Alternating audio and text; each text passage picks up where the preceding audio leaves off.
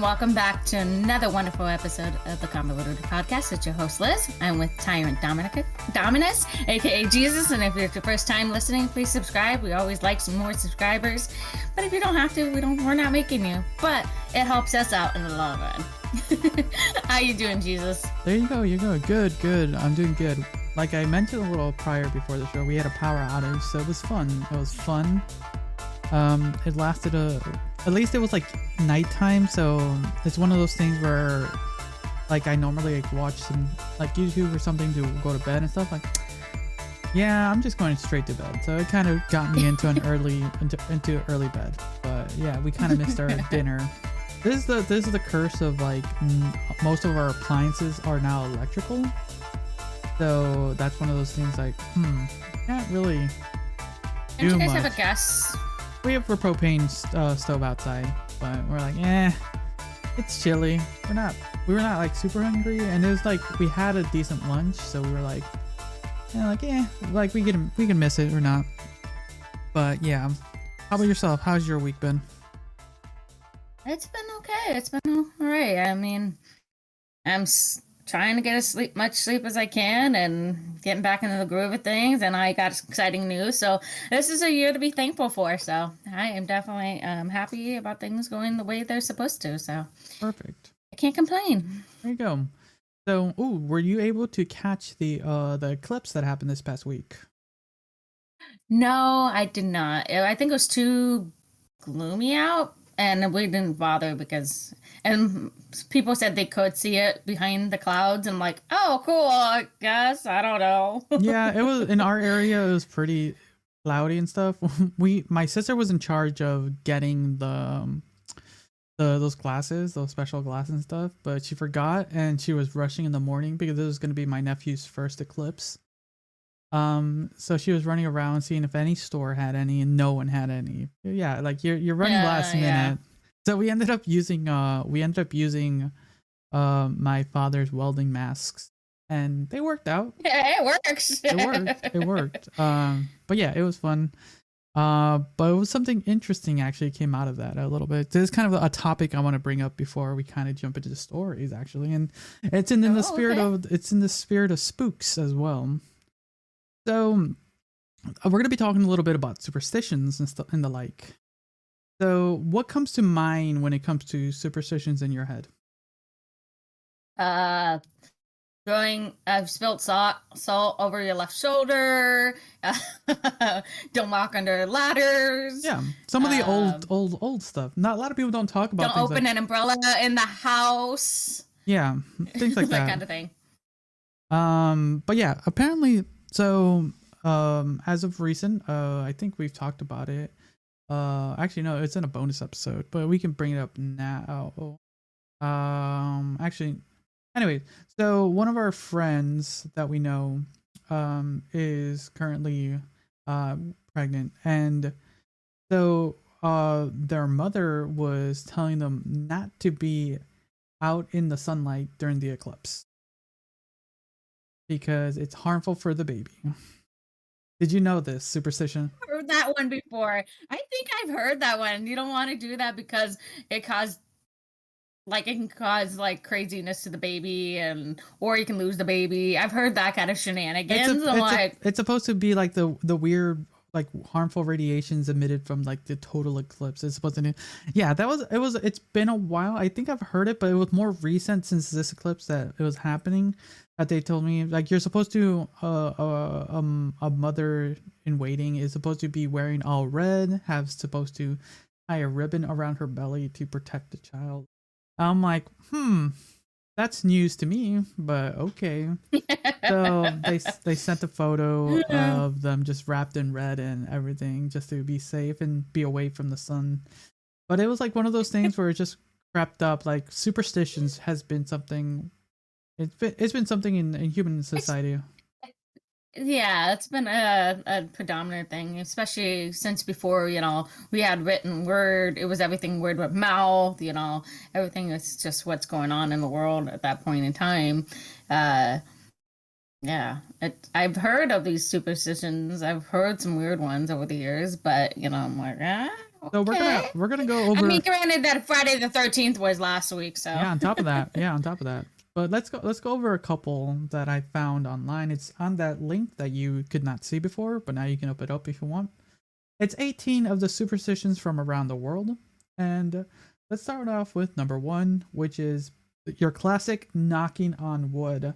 Everyone has done this. Everyone says I've it. done that so many times. I still do it to this day, even though I know it's not really gonna Do anything. Yeah. So what it says here is the actual origins and even the meaning of the phrase are as varied as the cultures which use it, with some suggesting roots in Indo-European or Celtic beliefs that spirits, good and bad, reside in trees who could be either called upon for protection or chased away by knocking on their home.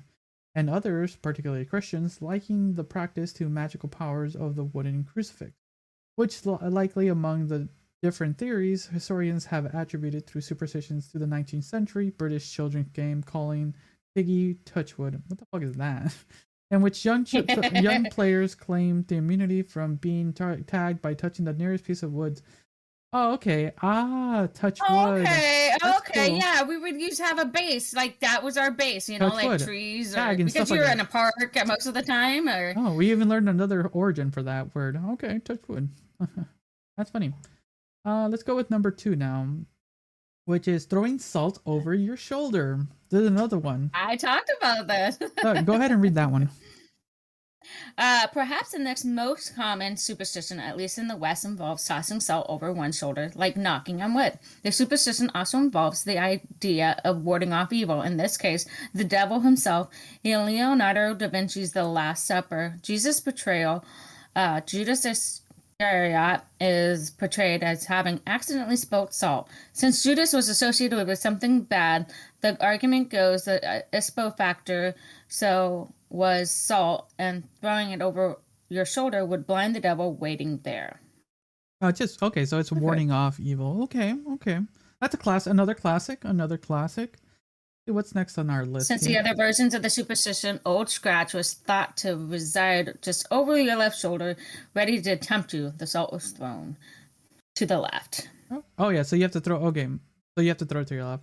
You have to throw it over your left shoulder because the devil rides on your left shoulder. Okay. So the next one is walking under a ladder. Another classic one you said. The superstition of not wanting to walk on a ladder also has its roots in Christian symbolism, the Holy Trinity of the Father, Son, and the Holy Spirit, led to an associates of the number 3, which sometimes sacred. The triangle is 3 sides and can be regarded as sacred, as well as the ladder course formed a triangle.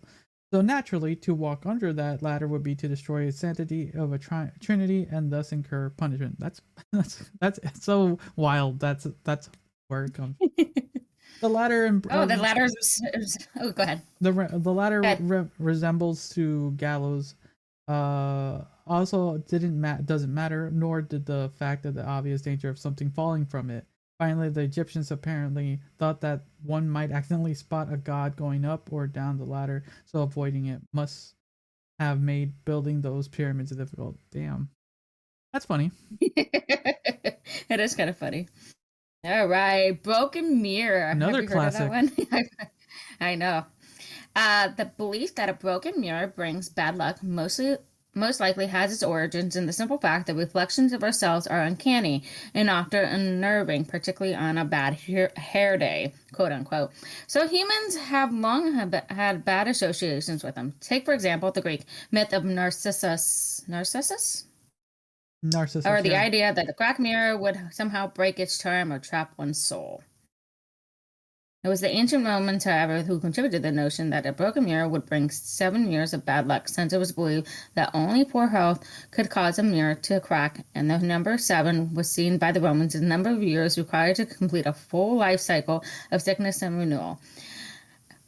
That's funny because I just talked about this too. As a result of broken mirrors meant you were headed towards death spiral that would make it 7 years to pull yourself out of it. But then those same Romans felt you could prevent that horrible outcome by gathering the broken pieces of the mirror and burying them by the new light, so we could trust them all the bad luck stuff. Okay, that's interesting. Okay, I think more likely it's currently used just so you don't children don't bake stuff. Probably. So another classic. I like that we're getting a lot of these that we're talking about are more than like the norm, but a lot of people don't talk about them as much anymore. Like this one. Oh, no. Step on a crack, break your mother's back. Another classic. Another superstition involving something cracked or broken being associated with bad luck is the superstition of stepping on a crack as foretelling or even causing harm to a family member, as the mirrors cracks in the earth, on the sidewalk, or almost anywhere has long been seen as portals to the realm of the supernatural for both good and ill. To step on a crack might be to invite or release unwelcome spirits into the world ready to do them harm. Okay. Lucky pennies. I don't know if you've heard that one before. I still actually use that one to this day. The idea of finding a penny would bring good luck or also originates in folk beliefs, in the case based on the idea that metal, regarded by many ancient cultures as quite valuable, was sent by the gods to protect those whom they favored. Pennies being made from metal, find them and you have good fortune. But be careful. Some say that luck could break either way, and that if you find a penny tails up, you should turn it over and leave it for the next person, or you'll actually have bad luck. I actually don't believe that part of that one, but I still do that to this day. Liz, you gotta believe everything. You gotta believe the whole thing, or you're only said we only do the pick up a penny, have good luck all day. That was always something in our household, and I don't, and that's also, I'm going to feed on just a little bit. If you find like a dime or a nickel, it's actually that saying like one of your family members has stopped by and said hi. Interesting. Or a quarter or something like that, depending on where it is. I'm just trying to scroll through. Because I don't want us to just go through all superstitions unless that's what you want to do for this episode. No, it's fine. I'm just kind of scrolling through some of these just to see, but yeah, for the most part, the idea is Friday the 13th right there. Yeah, for the most part, there's a ton. We can probably do just a bonus episode going through superstitions and stuff like that, and maybe going through superstitions around the world that are not colloquially like just known to Americans, which could be fun. Let us know down in the comments if that's something you want us to do, because I did find an article that has 55 superstitions on it. Yeah, there's a lot. There are a lot of superstitions out in the world. So yeah, if you want us to kind of go through some of them, because yeah, there is a lot. There's some that are known, some that are not. Like, I don't know if a lot of people knew about the eclipse superstition. Like logistically, like all superstitions for the most part, I understand have some semblance, but it's more just for a warning and sometimes for some semblance of good luck and stuff like that. But it doesn't hurt to kind of just dive in and have that sense to kind of ward off just like the bad and good, and have some level of explanation, because sometimes you just don't want it to just be in itself. Any thoughts on this, Liz, before we head into the Nope. I love some of these other ones they had. I mean, they were very common. I've heard them. And that's I mean, I guess because I grew up with older parents, that it's still in my head. Like, oh yeah, I remember that one. And I've heard of these other ones, and yeah, one of them I haven't heard before, but I was like, oh, that's cool. Let us know, guys, in the comments if you want us to deep dive into some superstitions. If not, me and Liz will decide if we want to do it either way, because it's our show. We can do what we want. Exactly. All right, since it is our show, but you guys do listen and we do appreciate it, you can always help support the show by buying merch at merch.tyrantdominus.com, link down below.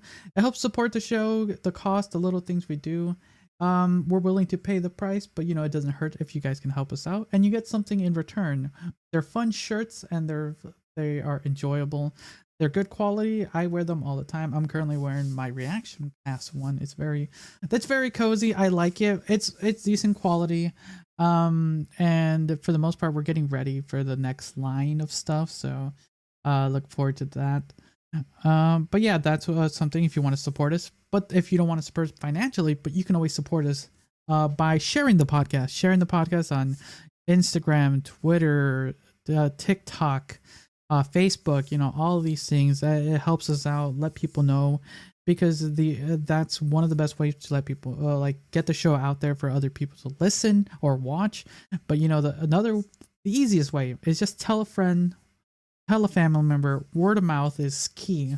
Letting people know about the show is what really pushes the show out there. Lets people know some of the weird things that are happening in the world, some of the strange things that are happening at the moment, and you just never know.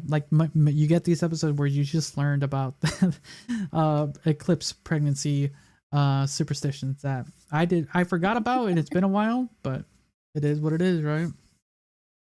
All right, let's jump in. Liz has one. She just wants to dive in.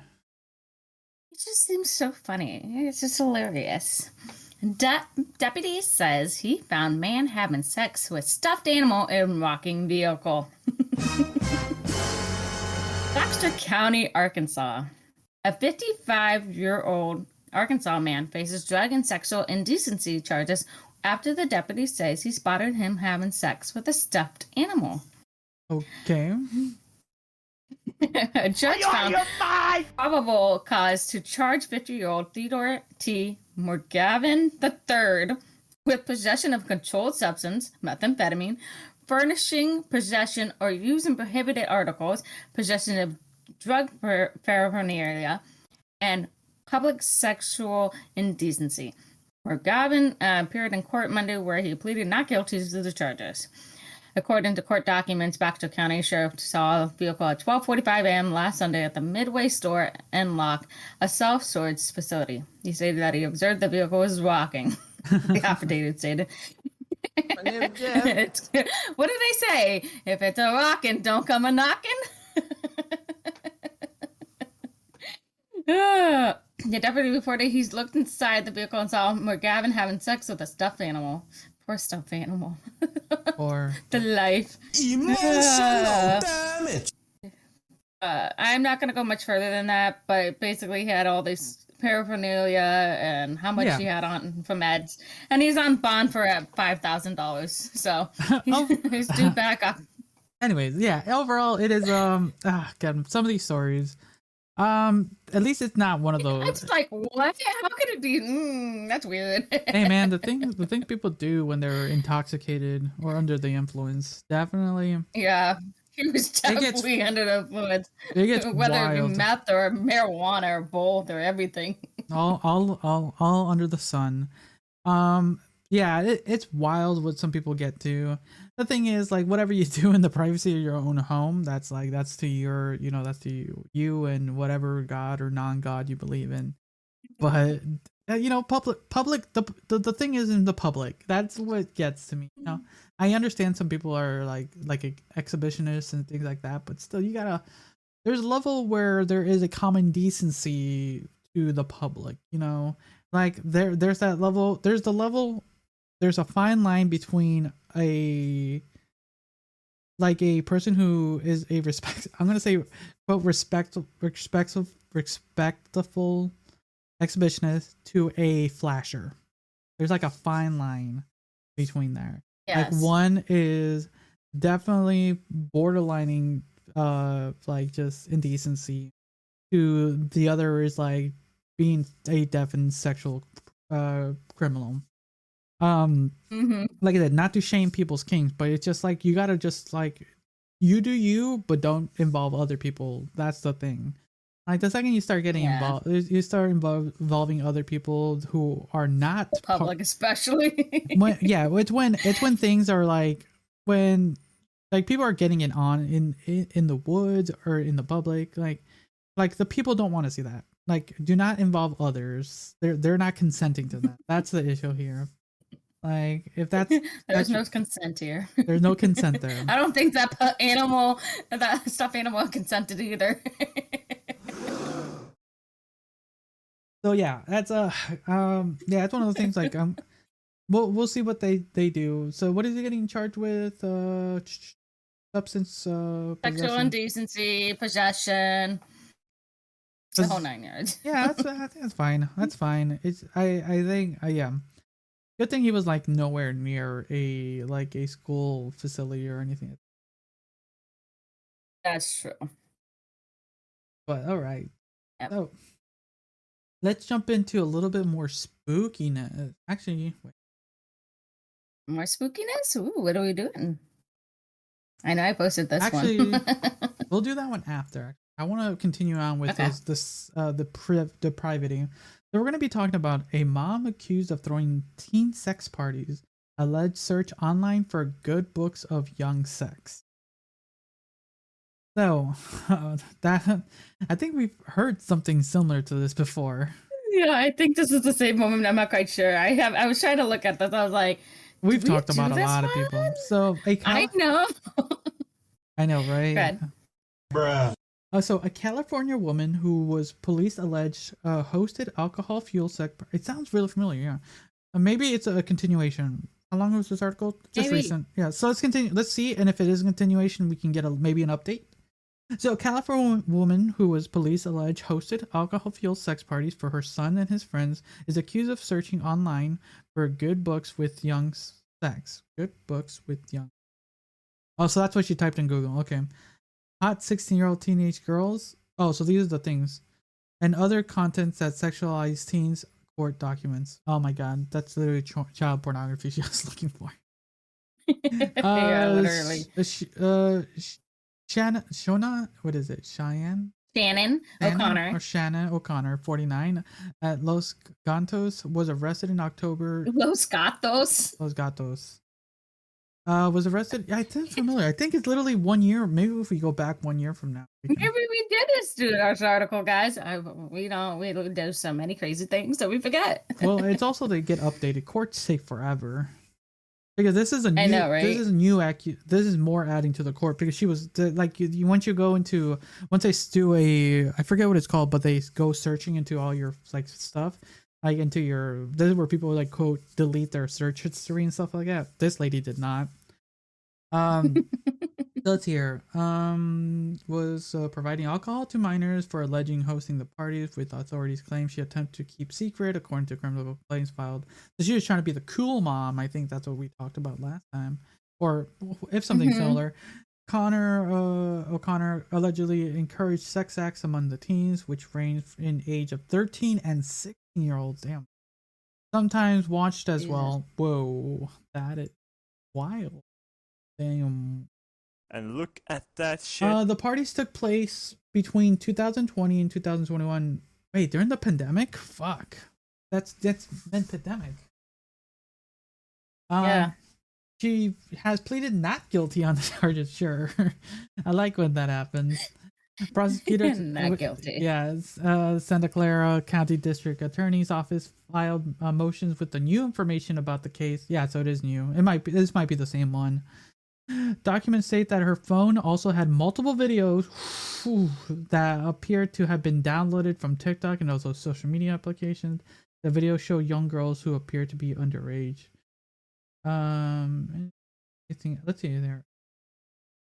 During April's hearing, the alleged teen victims and their parents claimed that the court that O'Connor's alleged lured them to her home for wild parties through social media, and her 2 teenage son. Okay, O'Connor alleged allowing her teenage party guests to drink and have sex for her own sexual gratification. Ooh, damn, this lady was wild, man. Mm-hmm. O'Connor brought vodka and Fireball whiskey, provided condoms, and discouraged the teens from telling their parents about the parties or calling for help when one of them passed out in their own vomit. Oh shit. That last statement. Now I think that sounds familiar. Now it's starting to sound very, very familiar, Yeah. guys. When O'Connor moved, she continued these parties in Idaho. which the mother told the judge in April that she's a very sick individual and the judge said she's a very sick individual and a sexual predator. She taught our daughter how to drink like a rock star. She was only 14 and had never had alcohol and never had a boyfriend. It's disgusting to me. Oh yeah, that's one of the mothers. That's disappointing. On multiple occasions, O'Connor alleged urging intoxicated minors into sexual situations, which even watching and laughing as a drunk teen sexually berated a young girl in bed during the New Year's Eve party. Battered a young. Yeah. And another case, O'Connor alleged brought an intoxicated male teen into the bedroom when a drunk 14-year-old was lying in bed. After her alleged assault, authorities said the girl asked O'Connor, "Why did you leave me in there with him?" Like, why did you do that? Like, you knew like what he was going to do to me. Yeah. Okay. O'Connor. Yeah. Wait, O'Connor alleged through parties without knowledge of the now estranged husband who has since filed for divorce. Okay. That was like wondering where the husband is, or the boyfriend, whoever, the father of the. But damn, yeah. This seems like it's a continuation to what happened. For the most part, yeah. It seems the case is still going, and that's disappointing. Definitely, this person needs to be. You would thought by now that it would be over and done with. Apparently, the court system is taking a little longer than anticipated. Yeah, that's America for you sometimes. Mm-hmm. For what good and bad it can do, you know. But yeah, she definitely needs to be removed from the public. The sadder thing is, it's now not only did she just ruin another generation of individual. Trauma. Emotional. She ruined basically the kind of the mindset of her sons, basically. Mm-hmm. And they will definitely have to unlearn that crap. Because and I don't know, it's kind of hard in this generation with the kind of the sphere that's happening at the moment. That's a sadder thing. It is a rough time to be young at this time, and mostly when with a parent like this. I think we talked about it before, like how our parents would just like give us sips of just like a beer or wine and stuff like that, but not like encourage anything. But it's like nothing to this extent. Like, this is where it gets wild. What are your thoughts? Maybe continuing your thoughts from before and seeing how things are going now. Do you have any other? I think it's still disgusting and so gross on many levels. I just so feel bad for all those girls who are taken advantage of, and the fact that this woman led on to, I guess, her wild fantasies of her sexual fantasies of underage kids, and I think it's just gross, and I hope she gets put away for a while and not released into society. Nowhere near her children. She can't be 1,000 miles of a child. Anything. Is so gross. Yeah. So here's hoping she gets put away sooner than later. So. Mm-hmm. All right. So what article do you want to jump into? There's the mysterious killing, or just the mysterious house guest. What would you for her? I'm up for anything. I'm up for anything. It's your turn to read. All right. Let's just do the mysterious house guest. All right. Go ahead and read about the New Mexico woman. New Mexico woman says animals and sun see ghosts in their 100-year-old home.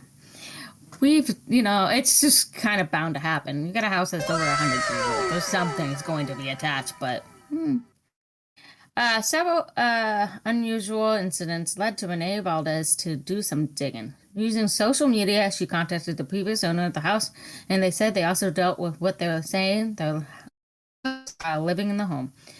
Renee Valdez from New Mexico has a beautiful new home, and it's on 2 acres of land and several bedrooms, and was priced well. The only issue with the property, it might have ghosts. You know what? Take the ghosts. At this point, with this economy, take the ghosts. I know, right? She's got 2 acres of land, plenty of bedrooms. Like, I don't know. Like it has As long ghosts. as Like I'm not living in it, I'm not going. I'll take it. I'm taking it. I'm like fuck that. Like how much was it? I have to legally tell you there's ghosts on here. I'm fine with that for that price tag. Yeah, I'm down. Exactly, right? The charming 100-year-old home is filled with unusual noises. Renee tells Inside Edition Digital. The old doorbell's not connected, but every night at the same time, the doorbell starts to ding pretty violently. She says it starts slow, and then as it progresses. And then that's when it started thinking something was up. She shares that she put cameras down in the basement, and she sometimes hears what sounds like chairs dragging back and forth. Her animals also appear to see unexplained stuff daily and react accordingly. The gray cat that we have, her name is Ruth. When it explains, Ruth sees some things in the bedrooms constantly. They interrupt her. It follows her. It moves around. She always seen it, and then that freaks me out. Of course, yeah. Animals, watching things that are not there. You're like, oh boy. Yeah, it gets weird. It can get weird when they start staring at something like, what are you staring at? And you're looking there like, and they just keep staring. It gets weird. Yeah. I don't like her reactions because her ears go back. She's definitely following something that's there. The unwanted visitors love to mess with the electronics in the home. Renee notes, recalling the incident with her Alexa device. Ooh, and we talked about some of the stuff interference. One of them went off and started ringing, which I didn't even know if they could do with the call. And I said, there's a call coming from inside the house. Like it's a horror movie from inside. There's a call coming and it's ringing. And it's like, do you want to answer it? We answer it and it just sounded like whirling on the speaker. We panic and we're saying, Alexa, stop. Alexa. And it won't stop. And so I just go and unplug the device. Renee says, although everyone has heard things, the son says he actually seen a ghost. He says he's seen a man in his room wearing a fedora hat, and there have been occasions where he said he saw the man peeking in from the bathroom, and then although the encounter made him uncomfortable, he was never scared. That is creepy. Wow. That is creepy. That's literally a horror movie ready to happen right there. She reached out on her Facebook, and she's like, oh, I've been expecting you. Horror movie. Horror movie. The old owner also shared the lights would flicker and flash every time she put her newborn in a specific room. The owner even shared the video with the Renee as proof. The occurrences are creepy, but Renee is a good sport, and she says it's okay sharing her space with the former occupant as long as they're playing nice. I feel like I'm in its space more than it's in mine, in a way. She said, whatever it is, it's here before us. They're not bothering me. I'm going to let it go. I kind of love him in his own way. He's the icing on the cake of this 1920s house that I bought. There you go. At least they're taking it. They're taking it on the. It's a more quote casual haunting. It's not like it's affecting their lives that much. It can get annoying, but it's not like ruining their lives like in horror films do. Yeah.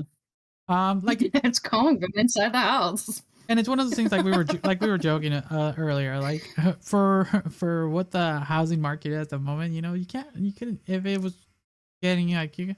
And the interest rates, oh my god. Oh yeah, I know it's a meme now. We're talking about the housing market. There's like a story about the housing market we could have talked about this week, but I'm like, I think people have had enough.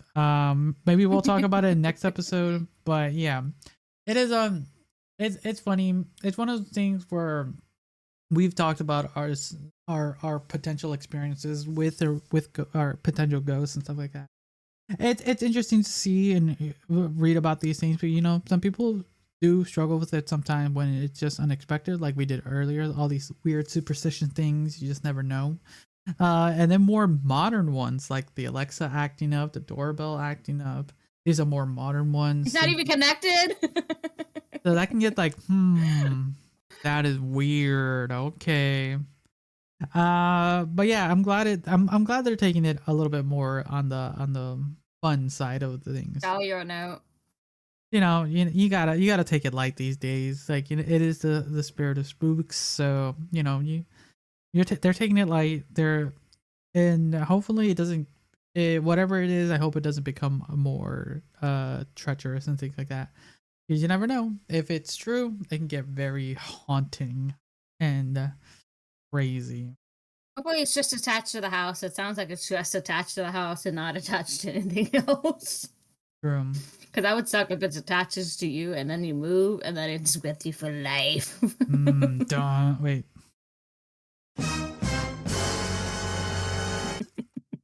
So, all right, let's continue on then. Let's talk about the cyclist couple that were killed by a piece of wood in a apparent freak accident. Ooh, this is a wild one actually. Yeah, I found this one. I thought you guys might like this one. Yeah. So, an Oregon couple died in a disturbing accident Tuesday when they were hit by a piece of lumber being transported for a flatbed truck, authorities said. This is one of my worries when driving. Like, you see those because Oregon has a lot of logging. You just see those things. I'm like, when you're behind those things, I'm Final like, Destination, y'all. Like, there's so many memes on this where like you know these people watch Final Destination when you see this logger on the side and all the cars on the one side. yeah. So a Napa County coroner on Wednesday identified Christian and his wife Michelle of Portland as two cyclists killed in California. Oh, this is a California one. Primarily, investigation found that they were riding north along the Silverado Trail when a load of lumber on the passing trunk shifted and struck them. Exactly what I thought. Let's see here. It's a California Highway Patrol officer Vince. I can't pronounce the name. Pambolino. Pambolino. Officer Vince is his name. He added that the truck driver. Vince it is. He added that the truck driver remained at the scene and cooperated with investigators. Friends told KTVU that the couple was passionate cyclists and described them as thoughtful, loving, and hardworking.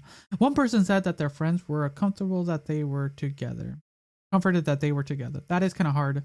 That's it for that article. Yeah, it kind of sucks. That kind of, like I said earlier, it's one of those things when it can be riding on a cycle or just being out, and these big, like, it's not something not just wood. It can be like those big trailers carrying those houses or equipment. It can get very spooky. You just never know, because you hope that the individuals who strapped that thing on did a good enough job. To whatever, like people buying, like going to like hardware stores and things like that and buying stuff like that, because it could just come flying off, and going at a high speed sometimes can fly and do damage to a vehicle, and sometimes it can hurt the individual. It's sad to say, but it does feel that for these two, it is comforting that they were together, because it's kind of hard if you lose just one than the other. That's just my sentiment. I don't know what your thoughts on that. It just sucks that they're both gone. Yes, it's sad. I feel for the family that lost two beautiful souls, and yeah, it's kind of peaceful. They didn't have to lose one or the other, or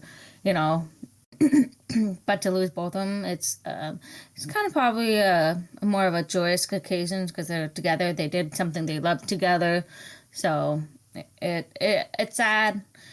But I don't know. It's it's like as you get older in age, right? We're like, oh, who's gonna go first? We never know, right? Yeah.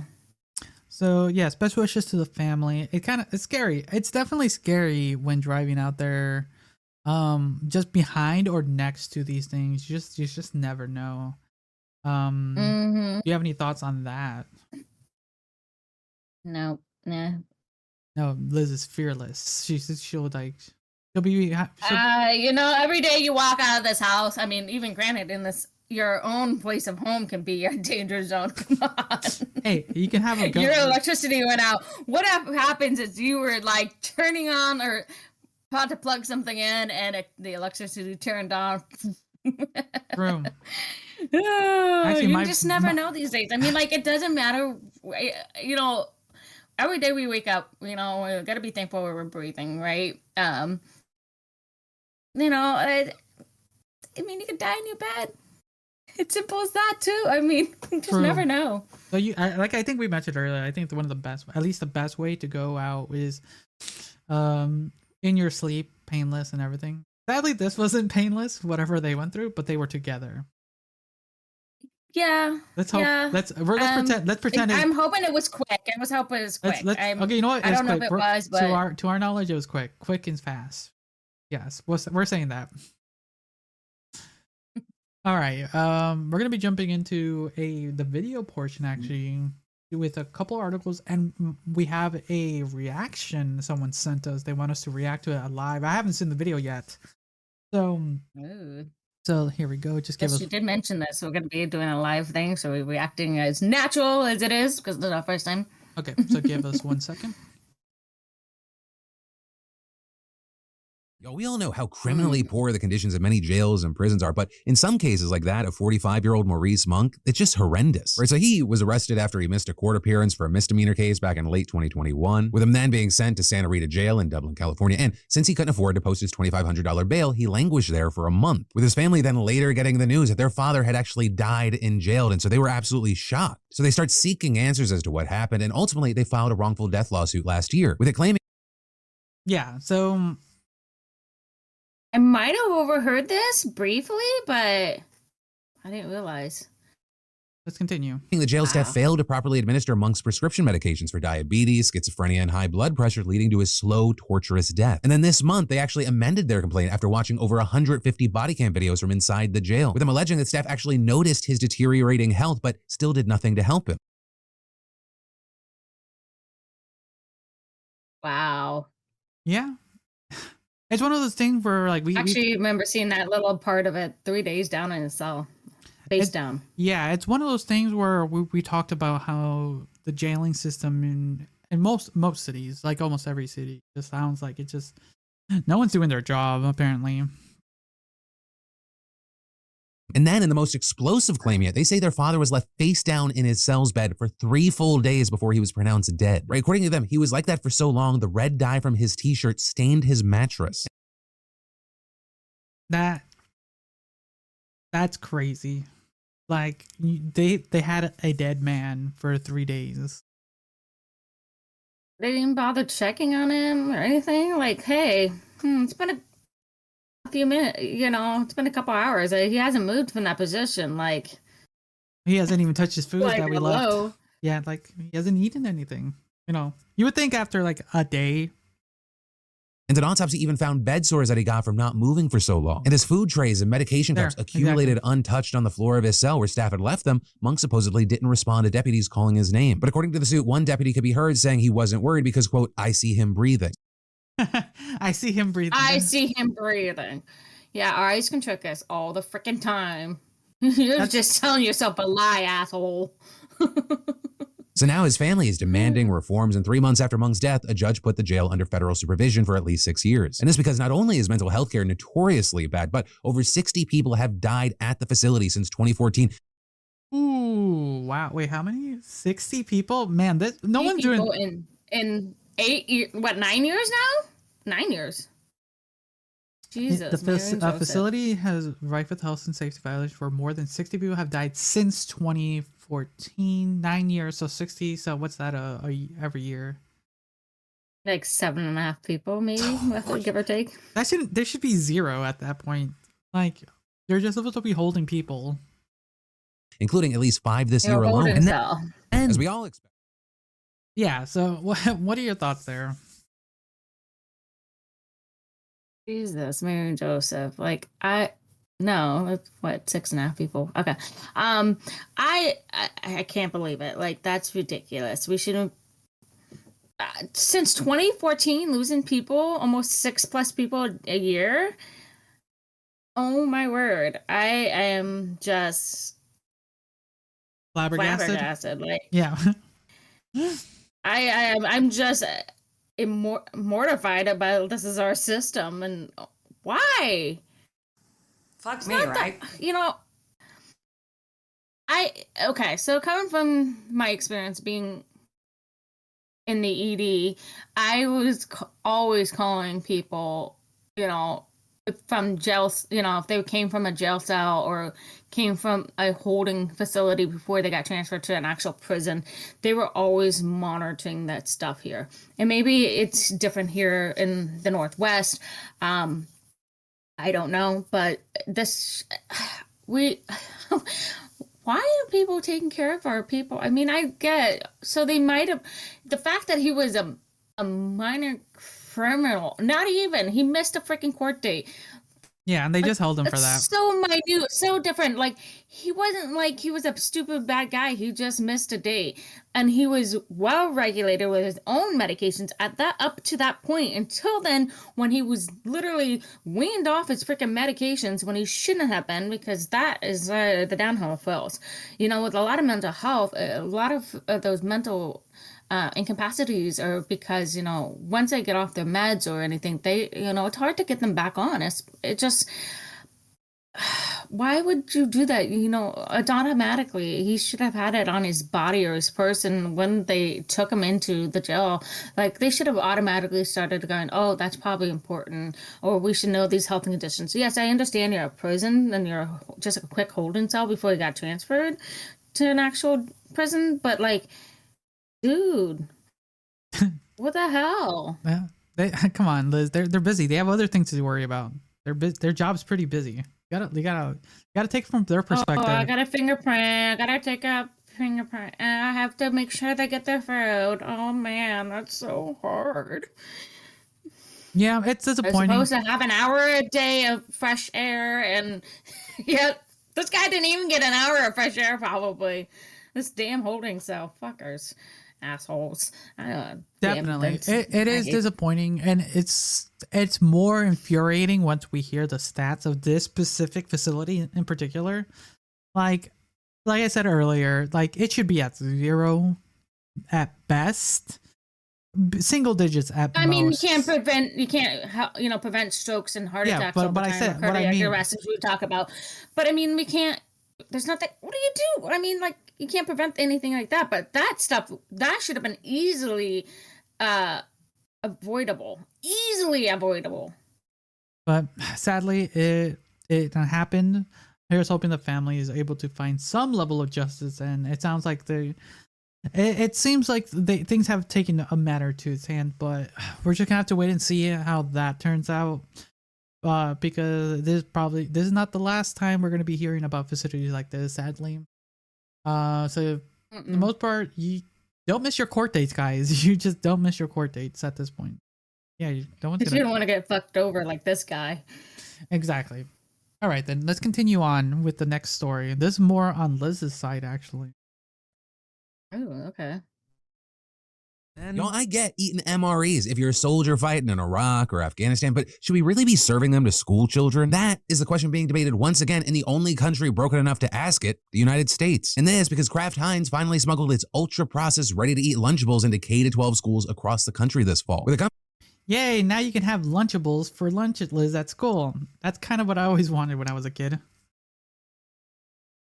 I mean, we had them occasionally as kids because it was depending on what sales, but we actually never ate. I don't think I really did the more of the lunch meat and the cheese, because the meat always tastes funky to me, and the crackers. I mean, I eat the crackers and cheese probably most of the time, but no, I actually preferred like the nachos or the pizza one. So it's a fancier version. Well, now they're gonna be able to eat Lunchables, both the meat, cheese, and cracker ones, and the pizza ones as official lunch menu items. Somebody is saying that it spent nearly 2 years modifying the ingredients in its turkey and cheddar cracker stacker, and it's they spent 2 years researching this, Liz. So come on, it's make it more plastic.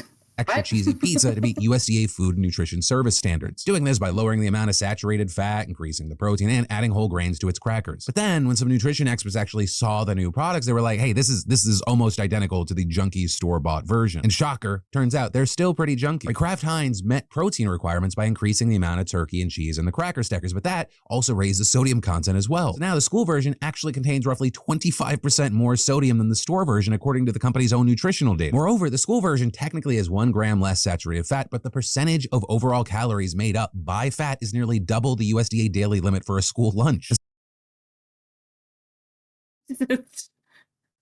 Oh my God. I'm kind of glad my daughter is a very, very, very, very, very picky eater, but nonetheless, no, that's messed up. We're just potentially creating a heart attack society here. Again, the old people want to take out the young people. Mm-hmm. That's kind of smart, guys. Yeah, that's kind of basically what's kind of happening right now. Is it's we're at this point where now we're at this point where like you're hurting the youth basically, like in trying to, like, for the most part, not a lot of people can afford to eat at home right now. I think we're one of the, like, what is it, like, I think we're one of the percentages of the most, like, starved children countries in the world, as far as like in the first world country status. Like, you could be a first world country but still have starving kids, and for the most part, sometimes school lunches are one of the few places they get to have a, like, lunch. But now the lunches that they're getting from are these. I mean, I know there's discounted lunches, and I know some states haven't encouraged a free lunch program for a lot of people, for a lot of students. But I feel like, but what if those lunches, those free lunches, are these lunches? That's the question. It's not worth it. I mean, yeah, it's sad because it's the only thing they're probably taking in, and because they're going home and not having dinner at night because a lot of kids are starving. It's still not, it's not respectable. We should be giving them vegetables and fruits, and because we're creating an obese society again, and we're creating a high chance of high blood pressure or heart attacks for the kids for these rounds. I mean, we gotta do better, y'all. We just gotta do better. Let's continue. So now, school districts serving the nearly 30 million kids funded by the National School Lunch Program have the option to dish out these meals packed with additives for flavor, texture, and shelf life. And understand, this is literally killing future generations. Studies have linked ultra-processed foods to chronic disease and obesity. And already nearly 20% of American kids are obese, 4 times the rate than in the 1970s and much higher than most other countries. Meanwhile, the consumption of highly processed foods has risen steadily to more than half the calories Americans consume. And notably, money plays a huge factor, with poor children consuming most of the federally subsidized school lunches, while those at wealthy private schools get basically gourmet cuisine. And despite there being continued calls to tighten up nutrition standards, the last major overhaul of regulations was over a decade ago. While that effort, which was led by Michelle Obama, made lots of gains, it still fell far, far short of its goals. Right back then, the USDA was like, hey, we need to limit the amount of starchy vegetables and tomato sauce kids could eat. But then, notably, thanks to the intervention of key lawmakers, French fries and pizza sauce still count as vegetables. Yeah, isn't that great? Don't we all love French fries and ketchup? They're veggies, Liz. Yeah, but it's not. They're veggies. They're not veggies. They're veggies. They're not veggies. They're veggies according to the state of America. Okay? Our country says so. It says so. America, Liz. You can't deny that. America sucks. I'm ready to leave the country, y'all. By some fucking genius logic. Right, you had Republicans Susan Collins and other lawmakers representing potato-growing states defending the nutritious value of fries. And you also had Democrat Amy Klobuchar, whose state was home to food producer Schwann's, defending tomato paste using language very notably identical to Senate testimony from a company executive. But also, notably, the alleged corruption reaches all the way into the school system itself, with the School Nutrition Association, which is supposed to represent 50,000 school lunch workers, actually getting about half of its revenue from the companies that provide the food, equipment, and services for school meal program. So that's what's happening. So the money is getting funneled. It's a money thing. It's a money thing. So, like, here, I don't know what these gourmet lunches that we were getting in private school. I can vouch. They were not that. They were probably equatable to what people were getting in public schools at that time. I personally, I'm not gonna lie. Maybe not for you. For me, they were, from what, depending on what they got now and what I saw in high school, I would say the experience I had were one stage above what we're getting probably 3 times better than what they're serving now. I'll say in the private schools that I went to, we would actually get like steamed vegetables, like cooked noodles. Like we had lunch ladies cooking there. Like, and they were volunteers. They're like, but they weren't. I don't think it was any different. I mean, it was just like store-bought stuff. You just put it in the steamer. But it was being cooked though. You know, it was actually being cooked compared to like probably what schools have is like buckets, like barrels of stuff. So would you rather have? Yeah, I remember the cans of stuff that we would get all the time. We were eating cans of crap. I mean, I remember that in private school when I was in grade school. Oh. And this is Southern California, y'all. Damn. All right, No different from the kids in the public school. We all had to wear uniforms, y'all. So it held a conference No in different Denver from back the food we ate. in July. It was pretty much a giant advertisement for Kraft Heinz and 300 other food companies, with them getting direct access to school nutrition directors and buyers who represent billions of dollars in purchasing power. But I also don't want to suggest that it is as simple as school officials getting manipulated by industry giants, though I would personally argue it is a very important factor to remember. But also for schools dealing with a shortage of low-wage food prep workers and whose kitchens and ovens are dysfunctional, easy grab-and-go meals like Lunchables are an attractive option, which is probably part of the reason why so many officials actually welcome the new products into an already unhealthy menu for kids. Right? I mean, you can see things like one school the Washington Post visited providing whole grain Cheez-Its on top of the crackers served with Lunchables to meet weekly requirements. And then if the kids don't want the Lunchables, they can choose walking tacos instead, which is a bag of Doritos enriched with whole grains that they can smother in tacos. I will say we do the same thing, but we do a Fritos, and Fritos could be the chili Fritos, which is also stupid. That's you know, this is considered a potential lunch option. I see this as your casual like snack. Like a snack shouldn't be your lunch. Like that's ridiculous. That looks delicious. I want some now actually. Fuck, I'm getting hungry. I had a light breakfast. I kind of want this now. But I haven't eaten anything yet, y'all guys, and he's hungry. but it's one of those things like this should not be considered a school lunch, a walking taco. Like as much as it seemed like that's a disappointing thing. It's just like there, like you stated earlier, there's like a level of there should be a level standard, but it seems like it's being bought off by other people, the people who have the money, the people who are making these, like these companies are the things like, oh yeah, we'll fund you, just use our stuff.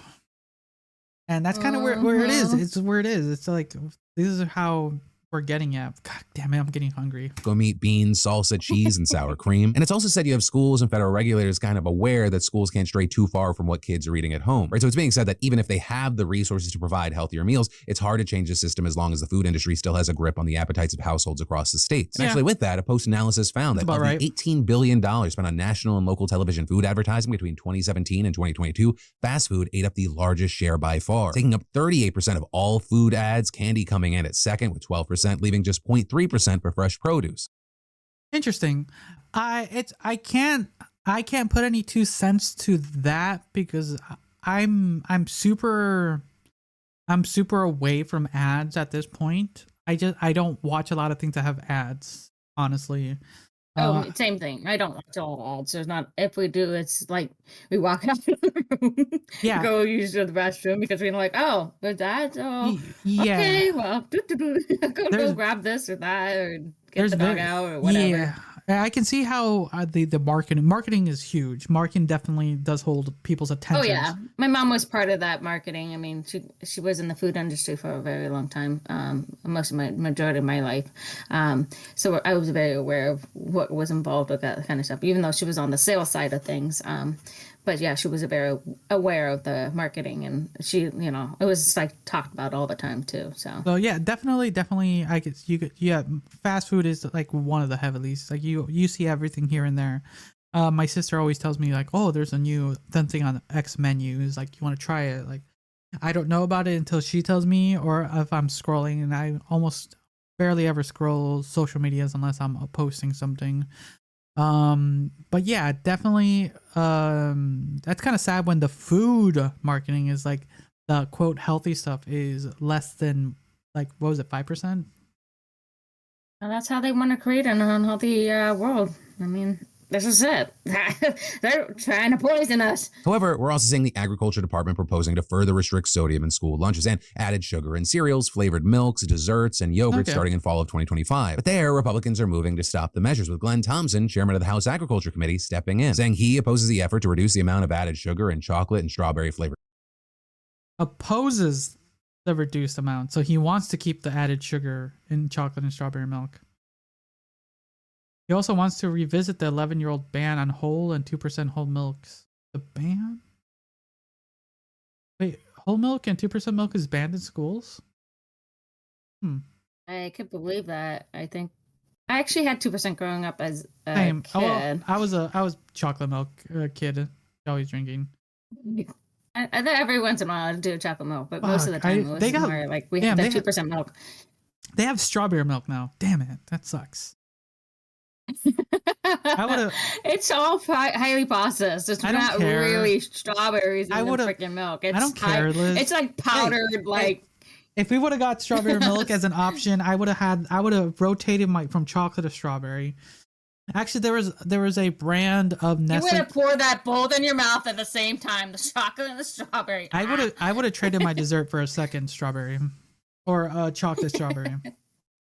Milk, and wants to revisit the 11-year-old ban on whole and 2% milk. And also, I'm sure it is just a coincidence that he took nearly $1 million in donations from businesses including dairy farmers, meat producers, and food companies in the 2021-2022 election cycle. And personally, when I look at stories like this, it's just it is kind of amazing, at least from a business standpoint, right? Just like how generally cheap it is for these companies to throw money around and for politicians to go, yeah, that's enough to poison our children, our land, our future. But yeah, with all that said, now you know another fun way that American politicians are selling you out. Yeah, that's kind of true. It's true though. I mean, he's absolutely freaking true though. So, what are your thoughts? What are your thoughts as a parent to kid in the educational system of all these things like are happening, are potentially going to happen? It's disheartening because we should be teaching our kids a little bit better eating.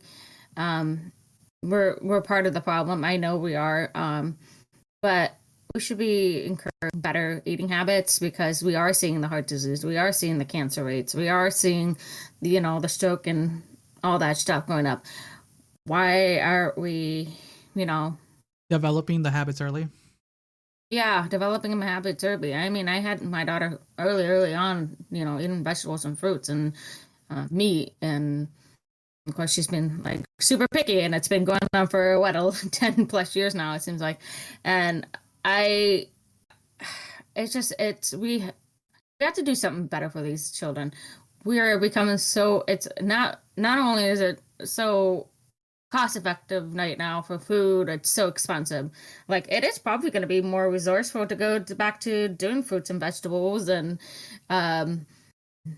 not eating all that processed stuff because it's the cost of living is so expensive. Like it's just not going to be worth it. I mean, I've seen the cost of food going up. I'm like, holy crap, it's not worth it. It's just not, yeah. Like here's hoping for the best for the kids of the future kids right now because they're I know. And all you can do is hopefully provide a healthier meal to the best of your ability at home. It doesn't sound like I wish they could do better for these children. I mean, especially all the poor kids who aren't able to eat a whole dinner at night, and because they're only getting the 2 meals, a day at school if they're allowed the free breakfasts in the morning. All right, let's continue then. I think the next video is our reaction. This is why I care about the future health of our children when we got to focus on the big things like getting reelected. Sure, I'm helping fuel the obesity epidemic in this country, and it's going to lead to people living harder lives and a bigger strain on the economy, but those campaign ads aren't going to pay for themselves. And exactly. All right, so we're going to be, this was someone submitted to us to react on this video. So if you want us to start, if you want us to react on a couple of videos and give our 2 cents about it, let us know. You can tag us or send a link, and we can start reacting here and there to the best of our abilities. But yeah, this one's sent to us. This is our first time watching it. I haven't seen it yet. So let's start. I'd give anything to be there with you, but this seems to be one of those times I'm tied down here at the studio night and day. I hope you enjoy the show, and incidentally, have a handkerchief handy. If you're like me, you're not only going to laugh a lot, but you're going to shed a few happy tears. Okay. Wondering, wishing and waiting, curious. I think we've been able to capture that, but maybe I can show you what I mean. It's been a long time. It's been a long time. 100 years is a long time. In a faraway land, long ago, Once upon a dream. I wished. I wish. I wish. Yeah. Like all these like wonderful movies. Don't growing you up. remember? We've met before. Once upon a dream.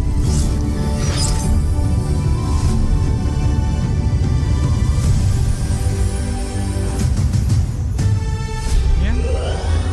That's cool. It's a good like look We over keep moving everything. forward because we're curious. Give the public everything you can give them. Wrong words in there. Wrong words. Keep it friendly.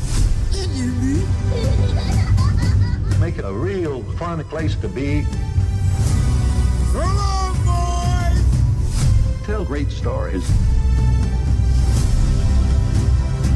Make dreams come true. Second start on the right. Straight on till morning.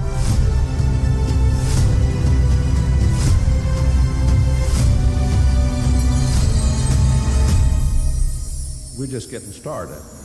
So thanks for coming. And again, I'm sorry I can't be there with you personally for this occasion. That's good. All right. Give us 1 Oh, second. I got a little bit of the chills towards the end when he said I'm sorry I couldn't be there. I was like, oh. All right, give us 1 second, everyone. Yeah, it's a wonderful look back at 100 years of Walt Disney.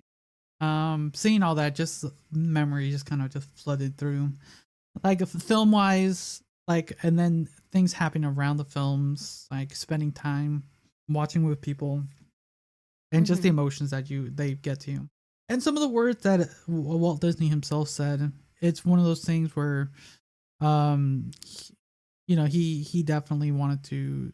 He had a lot of ideas, weird ones too. Definitely some weird ones, but the just the ability to just share like happiness, and I'm glad that it's expanded so much, and it's grown to what it is now, and I'm hoping they continue with that. Some of the recent like films have not been that great, but But I mean, the idea, you can win some and lose some, right? It's never going to be a true, it's hard to capture the magic again, to kind of just say that, but it's that's the things you share with the people, and it's kind of one of those things why people still like to go to Disney World, Disneyland. At the end of the day, it's the memories. The memory is what gets you.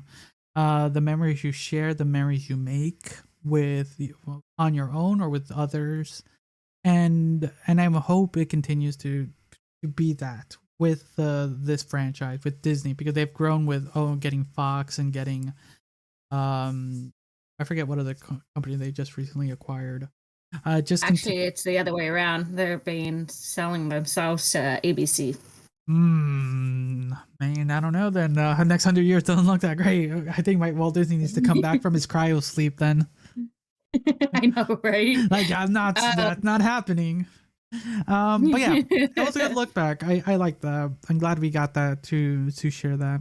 Is there anything that popped up to you? Anything that just while watching that? I've watched pretty much most of all those films. I mean, we all kind of relate to those films and that moment of the excitement, the surprise, the ever, it seems like we're always in a constant state of being a child when we're there. It seems like it feels like you're in a dream world, and that's what it's supposed to be. It's supposed to be like that thing. I grew up, 8 miles east of Disneyland, so like for me, it was, it's it's been a wonderful, wonderful thing. It's been always been a part of my life, and I'm glad to continue to share with my daughter. My daughter really wants to go back again, even though the prices went up again. Trust me. So, Yeah. My sister wants us to go as a family. She just recently, that's where they spent their honeymoon. Her and her now husband spent a couple days down there. I don't have the gift here, but I got a souvenir from them while they were down there. And it's a 100-year anniversary item. And like, oh, that's cool. And it's it's a long running franchise like Disney. 100 years is a long time for something to stay so integral to people's hearts. Definitely, everyone knows Disney. Everyone knows the castle. Everyone knows like all that. So it's the rides that have been there for the beginning. I mean, so yeah, definitely crazy. Like I like as much as I would be nice to have a giant family trip down there. Like you said, it's a lot of people are like kind of getting away from the space of nostalgia. It's just like now just vacations are in this current economy. It's like horrible to be able to, because everyone's like just spent. Well, actually, a coworker of mine literally just this summer, like they jokingly say they maxed out their credit card to take their kids to Disneyland. And I'm like, oh, it's true. Absolutely true. and it's like, Absolutely as true. much as I hope it's a joke, it's like, that's disappointing that you have to do that, because I remember taking trips and things like that with my families. Like the more longer ones, the bigger like amusement park ones. Thinking about it now as an adult, but it's just like, it's nice to know what they did to get us there, and to kind of like want to do that as adults with them. But with the pricing is now, it's like, oh, so ridiculous. And to hear like you have to max out a card to do that, for a small family, like, oh god, so ridiculous. But it is a price you pay for the memories. It depends on how you handle it, because some people are not that financially smart, sadly. And Yeah.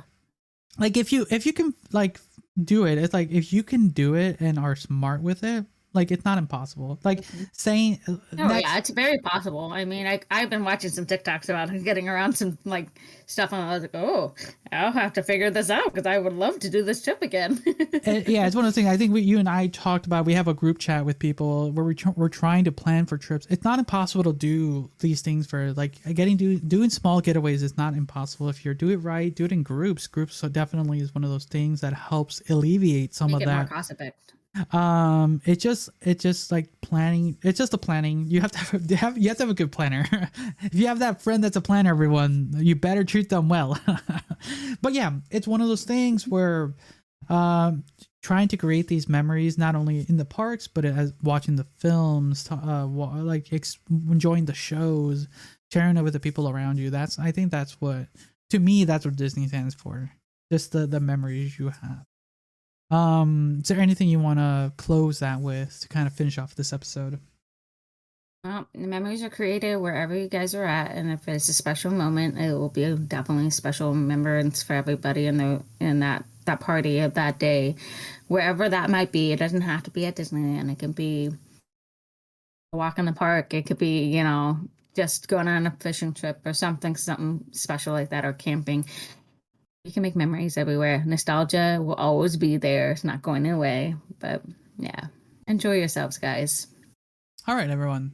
Thank you for joining us this week once again. I'm glad you. It's always fun to talk with Liz and catch up, talk about some of the wild stuff, and getting to share that with you guys. Like I said, don't forget to share the show on any of the social medias: Twitter, Instagram, TikTok, Facebook, Threads. Or the best way, word of mouth. Tell a friend, share this with them, create a new memory with them. And if you want to, help us out a little bit financially, buy merch at merch.tyrantdominus.com. Links down below. It helps alleviate us, and maybe one day we get to go to Disneyland together.